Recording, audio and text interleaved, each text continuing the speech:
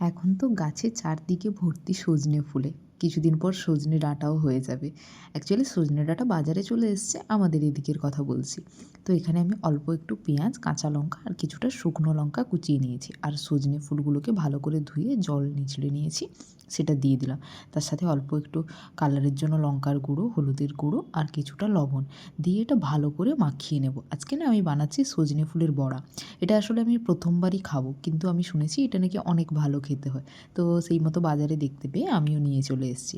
পেঁয়াজটা না আমি খুবই অল্প দিয়েছি, যাতে সজনে ফুলের টেস্টটা বেশি করে পাই। তো আমার কাছে অল্প কিছুটা বেসন ছিল, তার সাথে অল্প একটু কর্নফ্লাওয়ারও ছিল। তো ওইটুকু আমি অ্যাড করে দিলাম। দিয়ে এটা ভালো করে মাখিয়ে নিয়েছি একসাথে। না হলে তো সজনে ফুলটা এমনি ভাজা যাবে না, তাই আর কি। কিন্তু আমি খুবই অল্প পরিমাণে দিয়েছি, যাতে বড়ার শেপ দেওয়ার মতো হয় আর কি। তো এটা ভালো করে অল্প একটু জল দিয়ে ভালো করে মেখে নিয়েছিলাম। তো তারপরে তেল দিয়ে যেমন বড়াগুলো ভাজে, আমি বড়ার শেপে ভেজে নিয়েছিলাম। তোমরা চাইলে বলের শেপেও এটাকে ভাজতে পারো। খেতে বিশ্বাস করো অসম্ভব ভালো হয়েছিল। আমার তো এত ভালো লেগেছে, আমি মনে হচ্ছে সজনে ফুল যে কটা দিন বাজারে পাবো আমি প্রত্যেক দিনই এনে বড়াটা করে খাই। এমনিতে সজনে ফুল আমাদের হেলথের জন্যও কিন্তু খুবই ভালো, যাদের হাই প্রেশার আছে তাদের জন্য। তো বড়াগুলো ভাজার পরে একটু সস দিয়ে তোমরা খেতে পারো, বা চায়ের সাথেও কিন্তু বেশ মন্দ হয় না।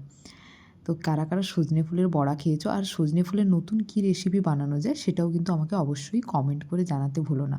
আমি যেহেতু জানি না, তো তোমরা বললে আমি নতুন কিছু অবশ্যই ট্রাই করব তোমাদের জন্য। কেমন? আর কার কার সজনে ফুলের বড়া খেতে ভালো লাগে সেটাও আমাকে অবশ্যই জানিও। তো উল্টে পাল্টে আমি লাল লাল করে বড়াগুলো সব ভেজে নিয়েছি। নিয়েই খাওয়া শুরু করে দিয়েছিলাম। অনেকগুলো বড়া হয়েছিল কিন্তু। তেলটা না একদমই কম লেগেছে। তোমরা শেষে দেখতেই পাবে কতটুকু তেল খরচ হয়েছে।